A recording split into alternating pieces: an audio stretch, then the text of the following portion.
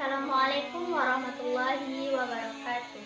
Perkenalkan, nama Fitri Diana, NIM 1830101013, akan mempraktekkan tentang pelaksanaan jenazah.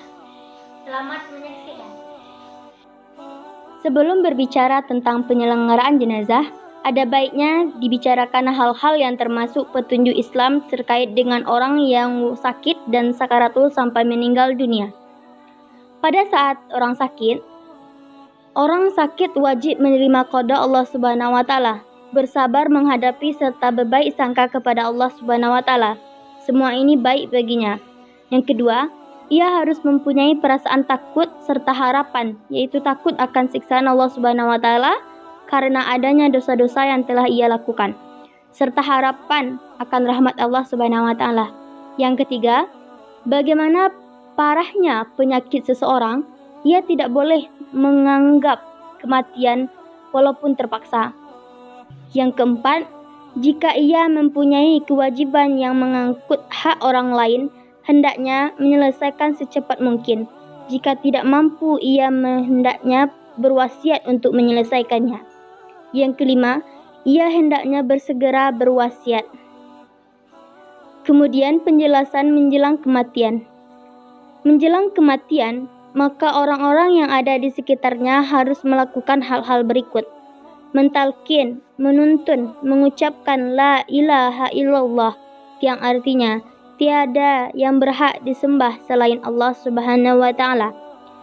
Ketiga, mendoakannya sebagaimana doa berikut: Allahumma rabbana azhibil ba'sya asyifa anti asyafi'i la shifaan illa shifauka shifaan la yuqadiru syaqaman. Yang keempat, mengucapkan perkataan yang baik. Yang kelima, adapun membacakan surat Yasin di sisi orang yang meninggal atau membaca ayat Al-Quran. Sebelum kita membahas tentang pelaksanaan dan praktik jenazah, alangkah baiknya kita membahas terlebih dahulu dalil yang mendasarkan persoalan ini, yaitu Allah Subhanahu wa taala menjelaskan dalam surah Ali Imran ayat 183 yang berbunyi: A'udzubillahi minasyaitonirrajim. Bismillahirrahmanirrahim. Kullu nafsin za'iqatul maut wa innama tuwaffawna ujurakum yaumil qiyamah. Yang artinya, tiap-tiap yang bernyawa akan merasakan mati, dan sesungguhnya pada hari kiamat sajalah disempurnakan pahalamu. Ali Imran surat 185. Kemudian dalam sebuah hadis yang menjelaskan bahwa penyelenggaraan jenazah ini yaitu Bismillahirrahmanirrahim, akfiru dzikra hadhihi salatin mautin, rawahu Tirmidzi wa sahihu Ibnu Hibban. Yang artinya, banyak-banyaklah kamu mengingat hal yang memutuskan kesenangan, yakni mati. Hadis riwayat At-Tirmidzi dan disahihkan oleh Ibnu Hibban. Sebelum menyelenggarakan jenazah, tugas umat Islam yang berada di sekitarnya adalah: 1. Memejamkan mata si mayat. 2. Mendoakan si mayat. 3. Menutupnya dengan kain yang meliputi semua anggota tubuhnya. Tapi jika yang meninggal sedang melakukan ihram, maka kepala dan wajahnya tidak ditutupi. 4. Bersegera menyelenggarakan jenazah setelah yakin bahwa ia sudah betul-betul meninggal. 5. Menguburkan di kampung tempat ia meninggal, tidak memindahkan ke daerah lain kecuali dalam kondisi darurat, karena memindahkan mayat ke daerah lain berarti menyalahi perintah mempercayai pelaksanaan jenazah. 6. Bersegera menyelesaikan utang piutang semuanya dari harta si mayat sendiri, meskipun sampai habis hartanya, maka negaralah yang menutupi utang-utang setelah ia sendiri sudah berusaha membayarnya. Jika negara tidak melakukan hal itu dan ada yang berbaik budi melunasinya, maka hal itu dibolehkan. Proses-proses penyelenggaraan jenazah. 1. Menyediakan kain yang telah siap digunting.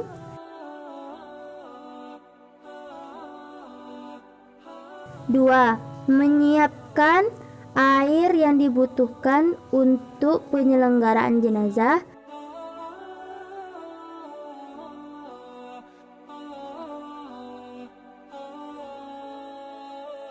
3. Menyiapkan tempat yang tertutup dari mata-mata manusia.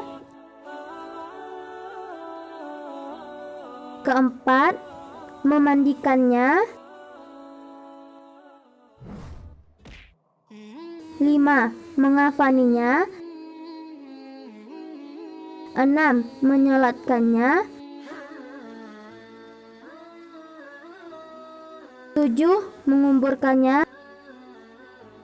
Pada peragaan ini akan ditampilkan tata cara memandikan, mengafani, menyolatkannya, sekaligus ada materi menguburkan jenazah yang insya Allah sesuai dengan Al-Quran dan Sunnah dan tuntunan dari syariat Islam. Air secukupnya, air bersih. Kemudian siapkan tempat yang layak. Kemudian air selanjutnya berisikan sabun untuk pembersih atau kapur barus.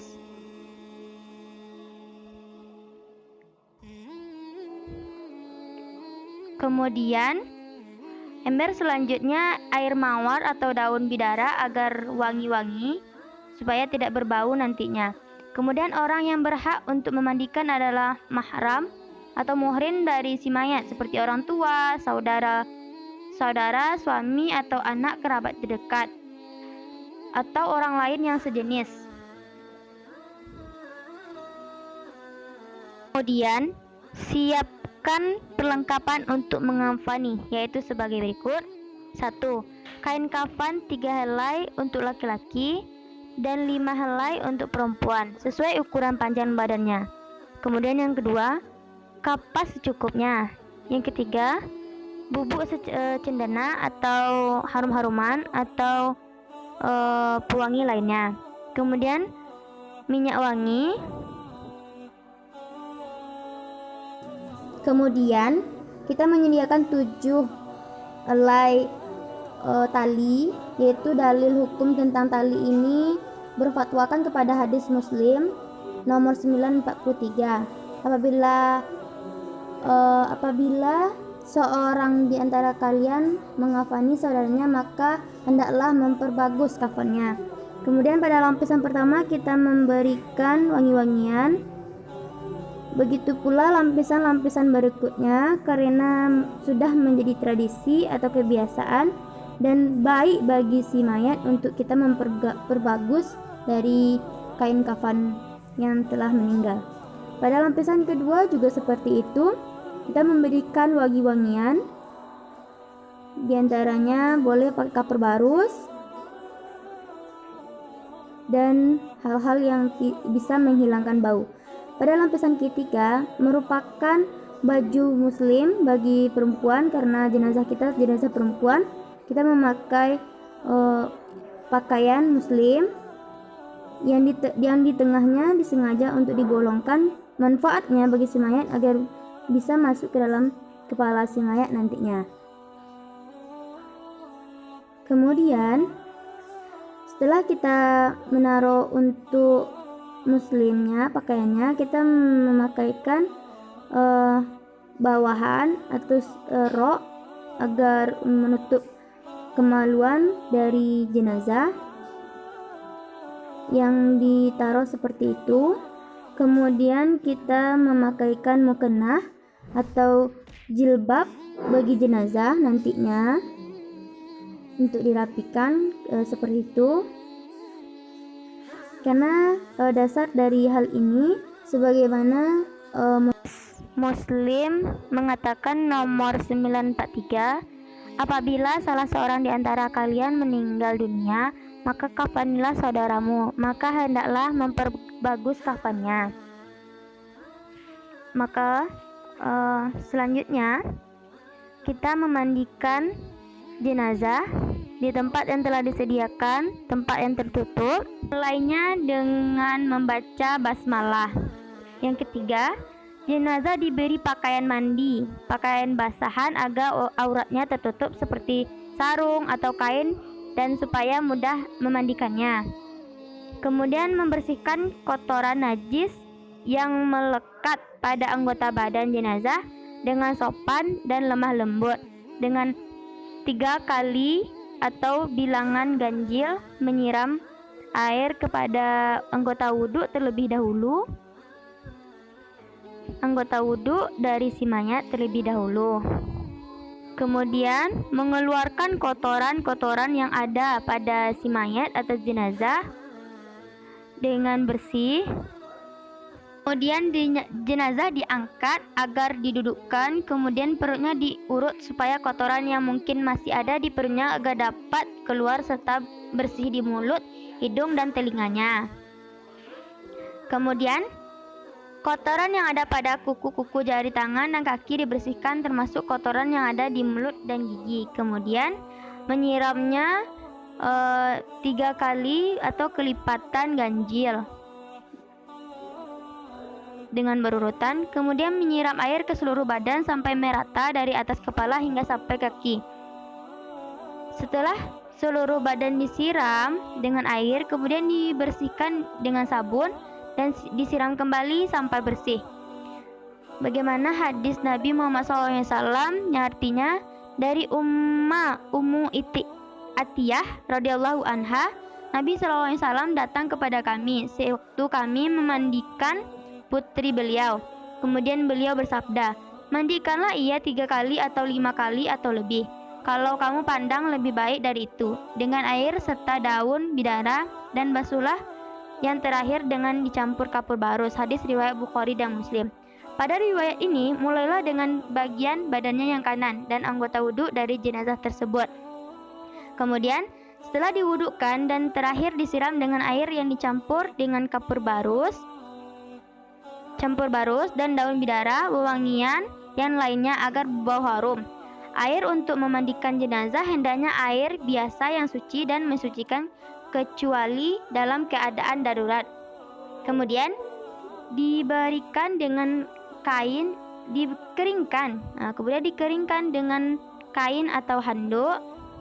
Kemudian kita mengangkat jenazah yang telah dikeringkan tersebut ke tempat yang bersih untuk mengafaninya.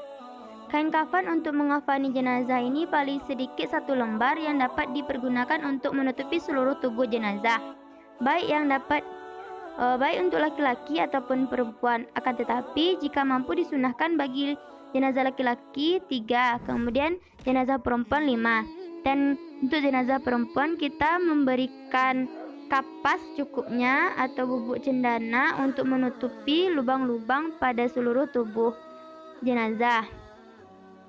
Di sini saya memakai tisu karena kondisi tidak memungkinkan adanya kapas secukupnya tersebut. Kemudian saya mengganti dengan tisu dan menyet tisu tersebut di sela-sela yang nantinya kira akan mengeluarkan cairan. Kemudian pertama kali kita melipat kain ke sebelah kanan, mulai dari kain yang pertama.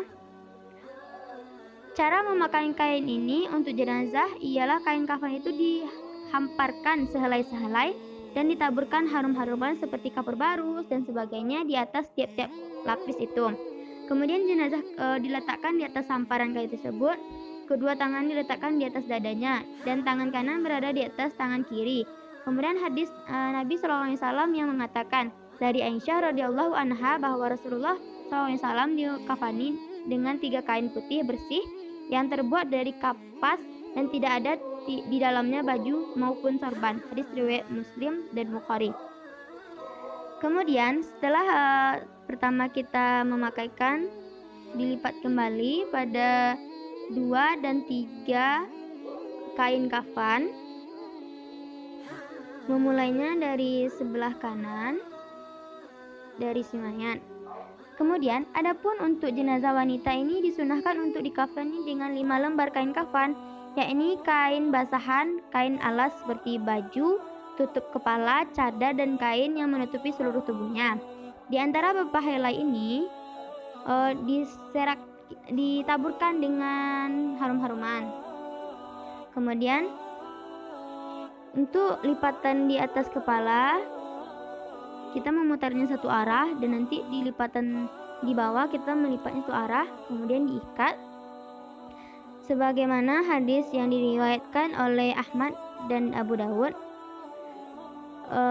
Ketika meninggal, ia mulai diberikan oleh Rasul kepada kami ialah kain basahan, baju, tutup kepala, cadar. Sesudah itu dimasukkan ke dalam kain yang menutupi seluruh tubuhnya. Selanjutnya Laila berkata, sedangkan waktu itu Rasulullah SAW di tengah pintu membawa kafan dan memberikan kepada kami sehelai demi sehelai. Kemudian yang digunakan 7 tali untuk mengikat jenazah disarankan dan dianjurkan kepada bagian sebelah kiri dari jenazah, sebelah kiri tangan jenazah. Ditujukan untuk pengkuburannya nanti agar dapat mudah dibuka dan dilepaskan bagi orang yang akan menguburkannya. Sebagaimana hadis dari Muslim yang mengatakan, apabila salah seorang di antara kalian meninggal dunia, maka kafanilah saudaramu itu, maka hendaklah memperbagus kafannya. Maka saya dengan pemikiran dari hadis ini, hadis riwayat Muslim ini menganjurkan untuk memperbagus dan memperapikannya menggunakan 7 helai atau 7 tali untuk mengafaninya. Begitu pula mengafaninya selesai untuk diikat, jenazahnya siap untuk disolatkan. Kemudian kita periksa kembali masih ada cairan atau tidaknya. Kemudian kita rapikan jenazah tersebut. Menyolatkan jenazah perempuan. Membaca niat. Bismillahirrahmanirrahim. Usolli ala hadzal maiti arba'a takbiratin fardhu kifayati imaman lillahi ta'ala. Takbir pertama membaca surat Al-Fatihah. Allahu Akbar. Bismillahirrahmanirrahim. Alhamdulillahi Rabbil Alamin. Ar-Rahmanir-Rahim. Maliki yaumiddin. Iyyaka na'budu wa iyyaka nasta'in. Ihdinas siratal mustaqim. Siratal ladzina an'amta 'alaihim ghairil maghdubi 'alaihim waladdallin.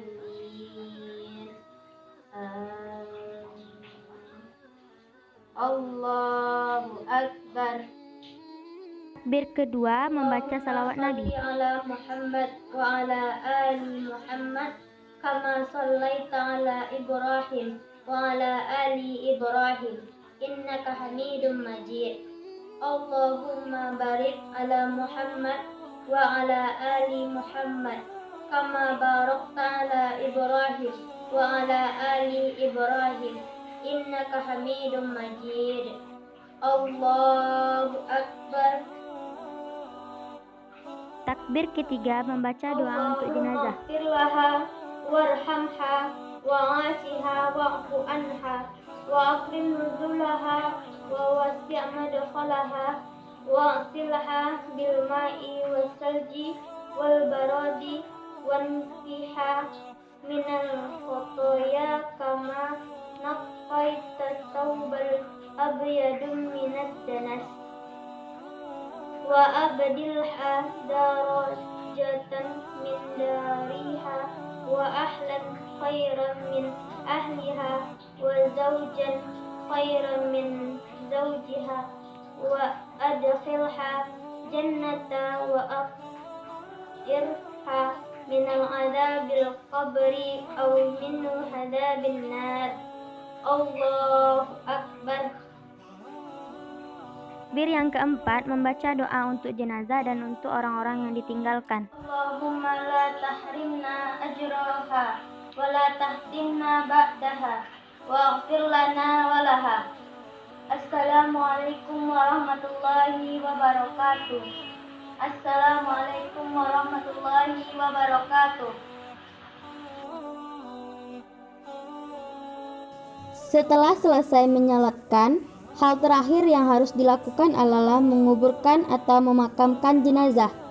Tata cara pemakaman atau penguburan tersebut adalah sebagai berikut. Tanah yang telah ditentukan sebagai kuburan digali dan dibuat liang lahat sepanjang badan jenazah. Dalamnya tanah dibuat kira-kira 1,5 meter setinggi orang ditambah setengah lengan dan lebarnya kira-kira 1 meter. Di dasar lubangnya dibuat miring lebih dalam ke arah kiblat. Maksudnya adalah agar jasad tersebut tidak mudah dibongkar binatang. Setelah sampai di tempat, jenazah dimaksudkan ke dalam liang lahat dengan posisi miring dan menghadap kiblat. Pada saat meletakkan jenazah, hendaknya dibacakan lafaz-lafaz sebagai berikut. Bismillahirrahmanirrahim. Bismillahi wa ala malatir Rasulullah, rawahu Tirmizi wa Abu Dawud, yang artinya dengan nama Allah dan atas agama Rasulullah. Hadis riwayat Tirmizi dan Abu Dawud. Jadi, tali-tali pengikat kain kafan dilepas, pipi kanan dan ujung kaki ditempelkan pada tanah. Setelah itu, jenazah ditutup dengan papan kayu atau bambu. Di atasnya ditimbun dengan tanah sampai galian liang kubur itu rata. Tinggikan kubur itu dari tanah biasa sekitar 1 jengkal dan di atas kepala diberi tanda batu nisan. Setelah selesai menguburkan, dianjurkan berdoa, mendoakan dan memohonkan ampun untuk jenazah. Dalam sebuah hadis yang diriwayatkan oleh Abu Daud dan Hakim, yang artinya dari Utsman menceritakan bahwa Nabi SAW apabila telah selesai menguburkan jenazah, beliau berdiri di atasnya dan bersabda, "Mohonkanlah ampun untuk saudaramu dan mintalah untuknya supaya diberi ketabahan karena sesungguhnya sekarang ia sedang ditanya." Hadis riwayat Abu Daud dan Hakim. Kemudian, tata krama yang sebaiknya dilakukan ketika akan menguburkan jenazah antara lain mengiringi jenazah dengan diam sambil berdoa. Tidak diturut mengiringnya, kecuali juga memungkinkan bagi perempuan membaca salam ketika masuk pemakaman. Tidak duduk hingga jenazah diletakkan, membuat lubang yang baik dan dalam. Orang yang turun ke dalam kubur bukan orang yang berhadas besar. Tidak mengubur pada waktu yang terlarang, tidak menginjak tanah kuburan terlalu tinggi, tidak duduk di atas kuburan, dan tidak berjalan-jalan di antara kuburan tersebut. Itulah tuntunan dalam menguburkan jenazah. Dalil-dalil yang mendasari praktek penyelenggaraan jenazah. Dalam sebuah hadis riwayat Ibnu Majah mengatakan bahwa Nabi bersabda, Bismillahirrahmanirrahim. Qala Rasulullah sallallahu alaihi wasallam, "Shallu ala mautakum." Yang artinya Rasulullah sallallahu alaihi wasallam bersabda, "Salatkanlah olehmu orang-orang yang telah meninggal." Hadis riwayat Ibnu Majah. Hadis tentang menutup mayat dengan kain. Bismillahirrahmanirrahim. Anna Rasulullah sallallahu alaihi wasallam haina tuwafiya suciya biburdin bibaratin. Berdasarkan hadis dari Aisyah radhiyallahu anha, beliau mengatakan, Rasulullah sallallahu alaihi wasallam ketika beliau wafat, beliau ditutup dengan kain hibrah, merupakan sejenis kain Yerman yang bercorak. Hadis riwayat Bukhari dan Muslim. Dalil tentang dianjurkannya bersegera mempersiapkan mayat untuk dikubur. Percepatlah pengurusan jenazah. Jika ia orang yang soleh di antara kalian, maka akan jadi kebaikan baginya jika kalian percepat. Jika orang yang bukan demikian, maka keburukan lebih cepat hilang dari pundak-pundak kalian. Hadis riwayat Bukhari dan Muslim. Dalil memandikan jenazah, yaitu memandikan mayat hukumnya fardu kifayah. Berdasarkan hadis dari Abdullah bin Abbas radhiyallahu anhu, beliau berkata, ada seorang laki-laki yang sedang wukuf di Arafah bersama Nabi Shallallahu Alaihi Wasallam. Tiba-tiba ia terjatuh dari hewan tunggangannya, lalu meninggal. Maka Nabi Shallallahu Alaihi Wasallam bersabda, mandikanlah ia dengan air dan daun bidara, dan kafanilah ia dengan 2 lapis kain. Jangan beri minyak wangi dan jangan tutup kepalanya, karena Allah Subhanahu Wa Taala akan membangkitkannya di hari kiamat dalam keadaan bertalbiyah. Hadis riwayat Bukhari dan Muslim. Tentang hukum memandikan jenazah berkelipatan ganjil. Salah seorang putri Nabi SAW meninggal, yaitu Zainab. Maka beliau keluar dan bersabda, mandikanlah ia 3 kali atau 5 kali atau lebih dari itu jika kalian menganggap itu perlu, dengan air dan daun bidara, dan jadikanlah siraman akhirnya adalah air yang dicampur kapur barus atau sedikit kapur barus. Jika kalian sudah selesai, maka biarkanlah aku masuk. Ketika kami telah menyelesaikannya, maka kami beritahukan kepada beliau. Kemudian diberikan kepada kami kain penutup badannya, dan kami menguncir rambutnya menjadi 3 kuciran, lalu kami arahkan ke belakang. Hadis riwayat Bukhari dan Muslim. Dalil tentang menutup tempat mandi dari pandangan orang banyak. Syekh Abdullah bin Jibrin mengatakan, mayat ditutup dalam suatu ruangan yang tertutup pintu dan jendelanya, sehingga tidak terlihat oleh siapapun kecuali orang yang mengurus pemandian jenazah, dan tidak boleh dimandikan di hadapan orang-orang banyak. Hadis riwayat Ad-Duddar Al-Mutaqirat Syarah Al-Qarir Mutasyarat, halaman 1 ayat ke-428. Baik, itulah penjelasan dan praktek penyelenggaraan jenazah dari saya, Fitri Diana. Wabillahi taufiq wal hidayah. Assalamualaikum warahmatullahi wabarakatuh.